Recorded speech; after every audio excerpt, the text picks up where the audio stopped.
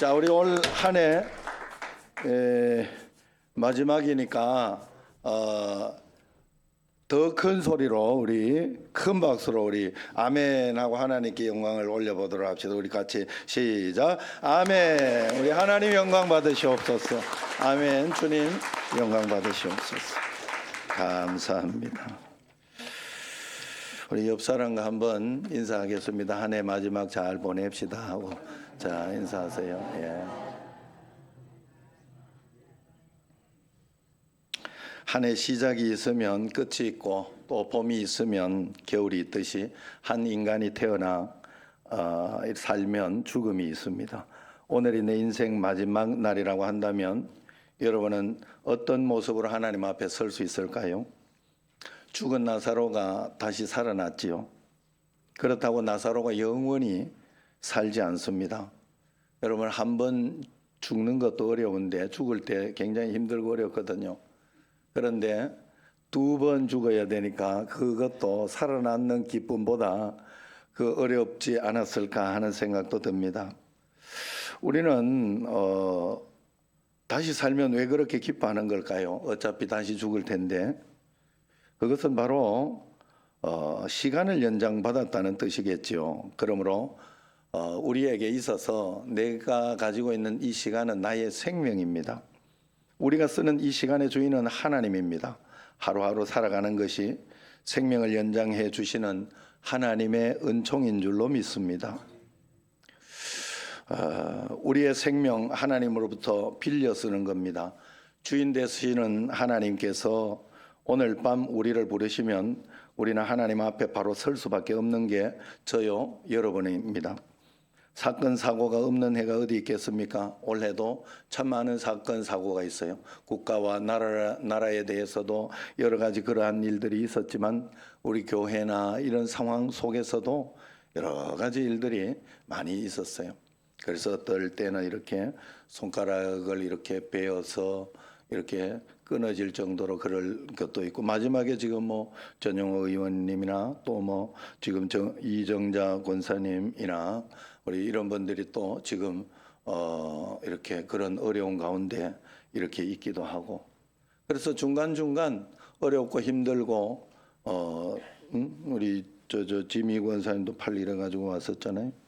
그러니까 그런 분들도 다 하나하나 해결되면서 문제가 해결되고 풀어지니 하나님의 은혜가 아닌 줄 하나님의 은혜가 은혜인 줄로 믿습니다.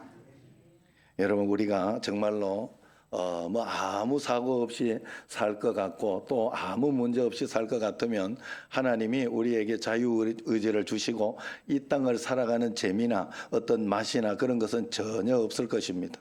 그렇기 때문에 그걸 기대하시면 안 돼요. 우리에게는 희노애락이 있구나 생각을 해야 하고 그럴 때마다 하나님 나를 창조하시고 만드신 하나님을 찾으면서 기도하면서 하나하나 해결해 나가면 그것이 다입니다. 그러면서 하나님 앞에 후회하지 않는 삶을 여러분들에게 가르쳐 드리면 저는 지금까지 이렇게 살아오면서 보니까 후회가 되지 않아요. 후회가 안 되더라고요. 왜 후회가 안 되느냐? 후회되는 거는 고등학교 때 대학교 가면서 그때 고등학교 때 농땡이를 좀 쳐가지고 그때가 좀 후회가 돼요. 좀 잘해가지고 더 좋은 대학교 가고 그랬으면 더 좋을 뻔했다 이런 생각이 들기는 합니다만은 어쨌든 이 하나님을 만나고 나서부터는 청년 때부터 이제 재수하면서부터 제가 하나님 앞에서 기도하고 이렇게 하면서는 후회함이 없어요. 왜냐하면 왜 그랬을까 생각을 해보니 내가 하나님 뜻대로는 다 살지는 못했으나 내가 하나님이 아니니까 그렇게는 살지는 못했으나 하나님 말씀대로 살려고 진실로 애를 쓰고 노력하며 진심으로 살았던 것 같아요. 그랬더니 후회할 게 없어요. 그죠? 하나님이 허락하신 만큼만 살았던 거예요. 하나님이 오늘 밤에라도 데려가신다면 어쩔 수 없는 거죠. 주님이 허락하신 만큼 그냥 따라가려고 그런 생각을 하고 있습니다. 그래서 살았던 것이 어떻게 살았냐? 하나님이 허락하신 대로 살았는데 말씀대로 살아야 된다고 생각을 했어요. 왜? 하나님을 믿으니까 성경대로 살아야 된다고 생각해서 그렇게 열심히 살았습니다. 가정을 붙잡은 것도 성경대로 살아야 된다고 생각해서 가정을 붙잡았고, 그러면서 살다가 보니까 내 인생, 내 삶의 성격도 굉장히, 저도 우리 아버지나 어머니 여러분에게 소개했지만 얼마나 세겠어요. 저도 내 자식을 낳아 보니까 자식도 센 걸 보니까 야, 나도 셌구나 이런 생각이 들더라니까. 그런데 그 성격도 조금씩 바뀌면서 많이 바뀌었어요. 제가 생각해도 많이 바뀌었어요. 그러면서 하나님 말씀대로, 그래서 이건 이럴 때는 너무 서운하고 속상하고 힘들고 뛰쳐나가고 싶고 그런 일들이 있었지만, 그런 가운데에서도 하나님 앞에 말씀대로 살려고 애를 쓰고 하다 보니 다시 제자리로 늘 왔던 것 같습니다. 그래서 여러분, 후회하지 않는 삶을 살려면 하나님 말씀을 꼭 붙들고 살아가시기를 바랍니다. 오늘 말씀을 이렇게 보면 오늘 본문은 어디선가 날 부르는 손짓이 들리는 듯합니다. 9절을 보면 너는 어서 속히 내게로 오라 하는 말씀이 있어요. 디모데를 부르는 사도 바울의 이야기입니다. 21절에 보면 너는 겨울 전에 좀 와라. 디모데에게 이렇게 사도 바울이 이야기를 합니다. 왜 그렇습니까? 사도 바울은 자신의 죽음과 순교를 예감하고 있었기 때문에 그렇습니다. 그래서 디모데 후서 편지가, 사도 바울의 편지가 성경 사도 바울의 편지 중에 제일 마지막 편지예요. 제일 마지막 편지. 다른 디모데 후서 뒤에도 이렇게 성경이 있지만은 이 사도 바울의 맨 마지막 편지는 이겁니다. 왜 그렇습니까? 사도 바울이 왜 겨울 전에 어서 오라 이야기를 했는가 하면, 겨울이 되면 지중해에 항해가 끊깁니다. 그래서 자기가 순교할 것을 예감하고 하나님 앞에 있었으니까 빨리 디모데가 와서 자기가 풀고 싶고 화해하고 싶고, 또 그러면서 자기에게 필요한 것들, 이런 것들을 좀 가져와 줬으면 좋겠다 하고 생각을 했던 겁니다. 전도서 기자는 말합니다. 만사의 때가 있다. 씨를 뿌릴 때가 있는가 하면 거둘 때가 있고, 여행할 수 있을 때가 있는가 하면 여행이 불가능한 때가 있다 하는 거예요. 항해할 수 있는 때가 있는가 하면 항해할 수 없는 때가 옵니다. 예배당에 찾아나와 예배할 수 있는 때가 있는가 하면 예배를 할 수 없을 때가 옵니다. 내가 섬기고 봉사할 수 있는 날이 있는가 하면 누군가 나를 섬겨주어야 연명이 가능한 그런 시간도 찾아옵니다. 사랑할 수 있는 날이 있는가 하면 사랑하는 사람이 내 곁을 떠나는 날도 찾아옵니다. 용서할 수 있는 날이 있는가 하면 용서의 문이 닫혀지는 날도 있는 것입니다. 이 모든 일들이 불가능한 날이 내게 찾아오기 전에 너는 어서 오라, 이런 의미가 여기에 들어있어요. 사도 바울의 편지를 받은 디모데는 사소한 교회의 일들을, 여러 가지 사역들을 서둘러서 정리하고 그나마 열심히 서둘러 지중해로 갔어요. 그런데 가보니 불사 어제부로 그만 배가 중단이 되어버렸어요. 그래서 어쩔 수 없이 봄까지 기다렸다가 디모데는 사도 바울을 찾아서 갑니다. 그러나 가서 보니 사도 바울은 겨울에 순교를 하고 이 땅에 없는 몸이 됐어요. 디모데는 가서 스승의 무덤을 안고 그 무덤을 끌어안고 울고 또 울었다고 합니다. 오열을 토해보지만은 천추의 한이 되었다는 그런 이야기가 있습니다. 교회 역사가들의 해석에 의하면 엘리사가 엘리야를 따라가서 임종을 지켜내고 갑절의 영감을 받았듯이 디모데가 바울의 마지막 임종을 지켜주었다면 갑절의 영감, 성령과 또 은사를 경험했을 것이다. 그랬다면 초기 기독교는 분명히 그 역사가 달라졌을 것이다. 이렇게 해석하기도 합니다. 오늘 사도 바울이 디모데를 오라고 하는 데는 이유가 있습니다. 세 가지가 있었어요. 첫 번째는 일단 추우니까 내가 맡겨놓았던 두꺼운 외투, 오늘도 추우니까 여러분들이 두꺼운 외투를 하나씩 입고 왔잖아요. 그걸 좀 가지고 와라, 그렇게 부탁을 했어요. 그리고 두 번째는 성경책도 좀 가지고 와라. 마지막으로 성경책을 실제적으로 더 보면서 하나님 앞에 가고 싶었던가 봅니다. 그 당시 성경책은 뭐 우리가 갖고 다니는 이런 적은 성경책이 아니고 이따만한 두꺼운 성경책이니까 그걸 갖고 가기 쉽지는 않죠. 어쨌든 그것을 가져오라 이야기를 하고, 마지막으로 세 번째가 이제 사도 바울이 꼭 하고 싶었던 이야기, 그것은 곧 마가를 좀 데려와라 이렇게 이야기를 합니다. 바울은 인생의 겨울을 맞으면서 마음 영혼이 추워졌습니다. 덮을 옷이 필요하듯이 누군가로부터 용서받아야 했고 또 누군가를 용서하고 하나님 앞에 서고 싶었습니다. 사도 바울은 바로 마가와 화해하고 싶었고 용서하고 용서받고 싶었던 것입니다. 마가와 어떤 일이 있었느냐? 사도 바울은 마가 일행과 함께 1차 전도 여행을 갔습니다. 그런데 전도 여행 중에 마가가 이제 병이 걸렸어요. 중병이 걸려서 죽을 뻔하다가 기도하고 막 이런 가운데에서 순교할 뻔하다가 살아났어요. 그러니 마가가 덜컥 겁이 난 겁니다. 그래서 나는 더 이상 못 가겠다. 선교는 못 하겠다. 집에 가겠습니다 하고 집으로 돌아갔어요. 그러니까 사도 바울은 그것이 선교에 큰 차질이 되고 또 마가가 함께 가줘야 되는데 가지 못하니까 어려움이 생겨서, 그래서 사도 바울의 성격상 마가가 충성스럽지 못하다, 저렇게 해서는 안 되는데 하는 그런 생각을 한 것입니다. 상황에 따라서 마음이 저렇게 바뀌면 죽으면 죽으리라 하고 나왔으면 그냥 죽으면 죽으면 되는데 왜 저러나 이러면서 이렇게 했어요. 그래서 이제 전도 여행으로 가서 이제 마가는 안 되겠다 하고 생각을 했어요. 근데 전도 여행 다음에 3차 전도 여행을 출발하려고 이렇게 있다가 보니 마가가 같이 가만히 있다가 보니까 하나님 앞에 회개를 하고, 주님 내가 너무 잘못했습니다. 다시 선교하러 가겠습니다 하고 결단하고 주님 앞에 선교를 가려고 하니까 바울은 안 된다고 했어요. 마가는 다시 또 그럴 사람이다.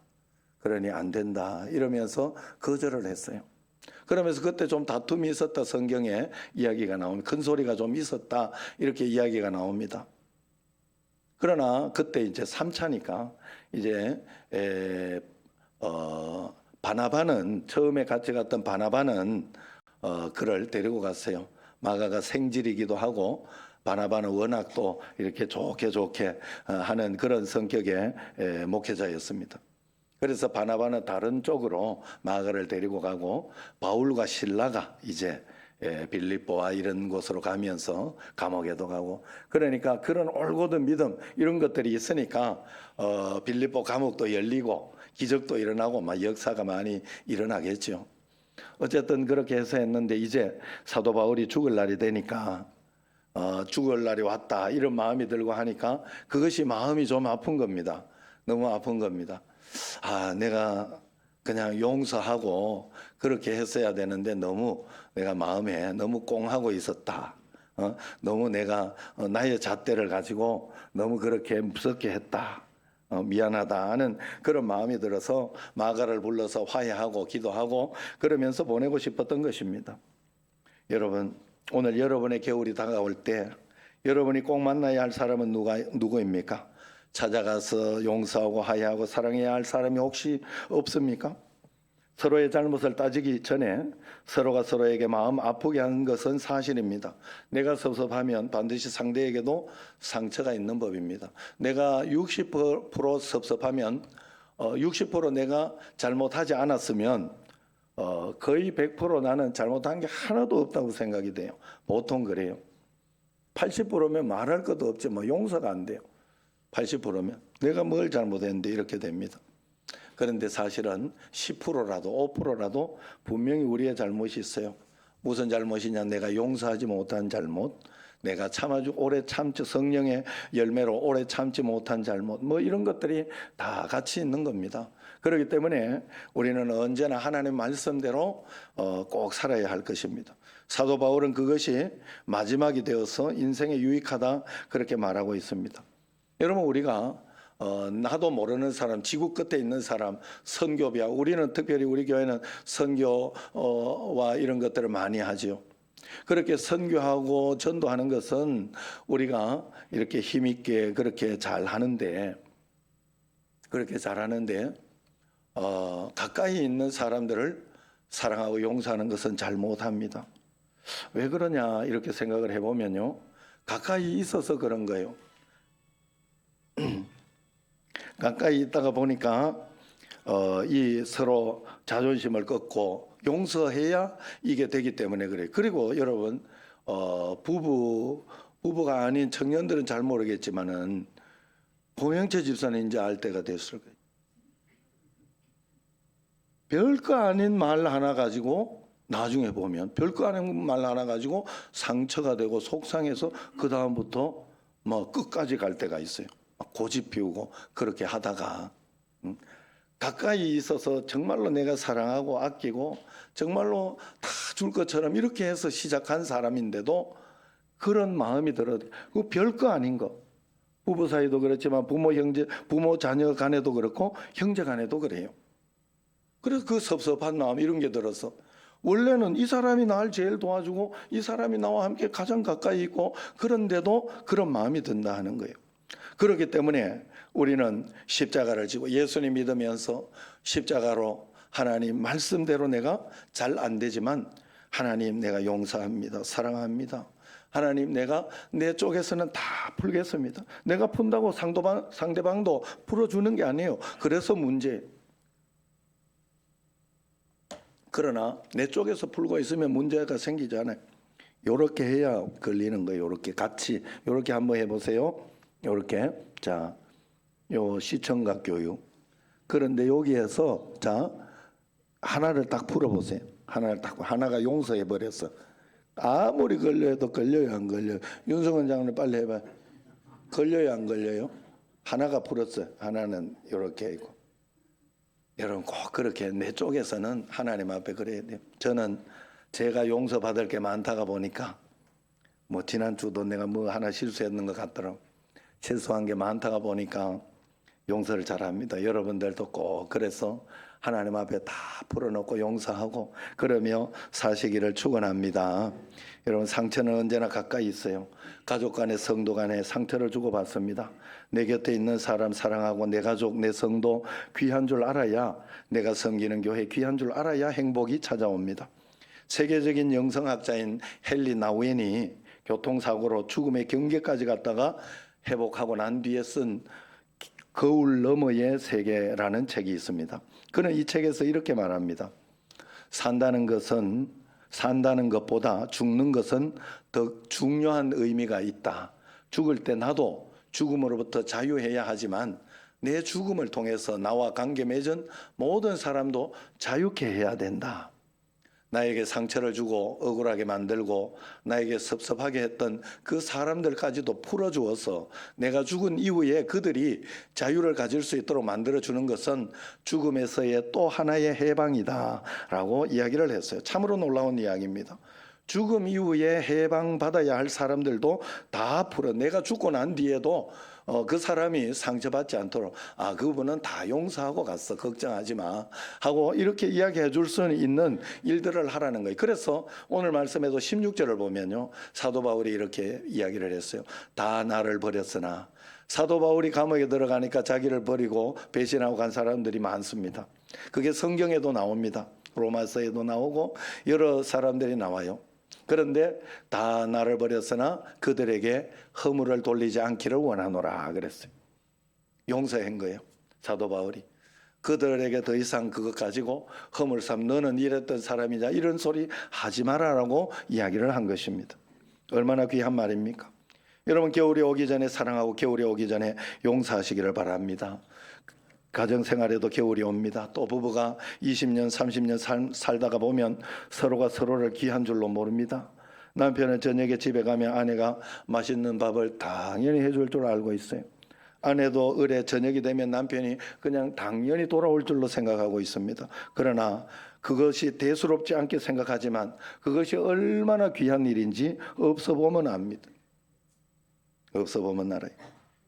어느 날 저녁 남편이 없어 아내가 없어 쓸쓸한 벽이 당신을 반기는 날이 올지도 모릅니다. 서로 귀한 줄 알고 서로 아끼고 속썩이지 말고 겨울이 오기 전에 사랑하는 우리가 꼭 돼야 합니다. 우리의 부모도 우리 곁을 떠날 때가 옵니다. 부모에게도 속썩이지 말고 겨울이 오기 전에 계속 효도하시기를 바랍니다. 은혜로운 예배를 그리워할 날이 올지도 모릅니다. 그렇기 때문에 여러분, 봉사에도 겨울이 옵니다. 봉헌에도 겨울이 옵니다. 그렇기 때문에 드릴 것이 없어 빈손으로 예배 드린 날이 올 때가 있습니다. 그렇기 때문에 주님 앞에 드릴 수 있을 때 감사한 마음으로 주님 앞에 드리고, 또 청소할 수 있을 때 감사한 마음으로 주님 앞에 청소하고, 그러면서 주님 앞에 드린다면 하나님 앞에 우리가 후회하지 않고 감사하게 될 것입니다.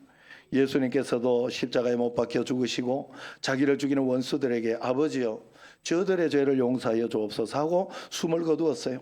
저들의 죄를 사함으로 말미암아 예수님도 자유했지만은 저들에게도 자유를 주어야 되었기 때문에 그렇습니다. 이것이 주님의 마음입니다. 주님의 마음을 닮았던 스데반도 돌에 맞아 죽을 때 주 예수여 이 죄를 저들에게 돌리지 마옵소서. 저들이 하는 짓을 모릅니다. 알지 못합니다. 그렇게 하고 죽었어요. 저들을 용서해 주므로 스데반도 용서해 주님을 만날 수 있을 뿐만 아니라 돌로 친 자들도 나중에 회개하고 자유할 수 있도록 만들어준 거예요. 그것 때문에 회개하고 자유한 사람이 누구예요? 사도 바울이에요. 사도 바울이 스데반을 돌로 쳐 죽일 때 그 자리에 있었어요. 그런데 그 용서해준 스데반의 용서의 선언이 기독교의 역사를 바꿔놓은 것입니다. 내 입에서 비난과 상처의 말들이 난무합니까? 내 가슴이 지금 지옥이라 그렇습니다. 내 입에서 늘 감사와 칭찬과 격려와 남의 장점을 살려주는 말이 나옵니까? 내 마음이 지금 천국이라는 소리입니다. 레오나르도 다빈치가 최후의 만찬 그림을 그리고 있었어요. 다른 11제자는 다 얼굴을 그렸는데 이제 12제자의 가룟 유다 얼굴이 떠오르지 않습니다. 그런데 성강처럼 번쩍 지나가는 얼굴이 하나 있습니다. 최근에 자기를 비판하고 이유 없이 자기를 미워하고 비난하는 친구가 딱 느껴지는, 요걸 모델로 삼아야 되겠다고 싹 그렸어요. 자기가 싫어하고 미워하는 모델로 가룟 유다를 그렸습니다. 이제 예수님의 얼굴만 딱 그리고 마치면 됩니다. 그런데 그려지지 않습니다. 기도하는 가운데 하나님 앞에 기도했더니 하나님께서 조용히 레오나르도 다빈치에게 말씀했어요. 종아, 내 친구를 용서해라. 그러면 예수님을 만날 것이다. 울면서 달려가서 이제 그 친구를 용서하고 화해하고 서로 화해 포옹을 했습니다. 그리고 서로 눈물을 닦고 서로 보니 앞에 서 있던 그 친구가 예수님의 얼굴로 보이는 것입니다. 사랑하는 친구의 얼굴을 모델로 이제 예수님의 얼굴을 그렸어요. 그래서 최후의 만찬에 보면 예수님의 얼굴과 가룟 유다의 얼굴이 같은 모델로 이렇게 그린 그림이라고 합니다. 여러분, 우리 인생이 여러분 곁에 있는 사랑하는 사람이, 내가 만난 모든 어려운 환경들이 가룟 유다처럼 될 수도 있고 예수님처럼 될 수도 있습니다. 내가 무엇을 선택하느냐에 따라서 그것이 그렇게 되는 것이에요. 그렇기 때문에 우리는 모두 예수님을 만들어 살아야 할 줄로 믿습니다. 예수님처럼 믿음으로 나아가고 하나님을 꼭 붙잡고 나아가서 작은 예수로 화하는 은혜로운 오늘 예배, 은혜로운 삶이 되기를 주의 이름으로 축원합니다. 기도하겠습니다. 하나님 아버지, 감사합니다. 저희들에게도 이제 한 해가 지나가면서 또 추운 겨울입니다. 하나님 아버지, 한 해를 지나가며 우리 앞에 하나님 아버지 해결해야 할 문제, 또 풀어야 할 사람, 그러한 모든 것이 없는지 돌아보고 주님 앞에 회개하며 기도하며 간구하며 나아가는 저희들이 꼭 되게 하여 주옵소서. 그리하여 주님과 동행하며 주님의 얼굴을 배우는 저희들이 되게 하여 주옵소서. 예수님 이름으로 감사하며 기도드리옵나이다. 아멘.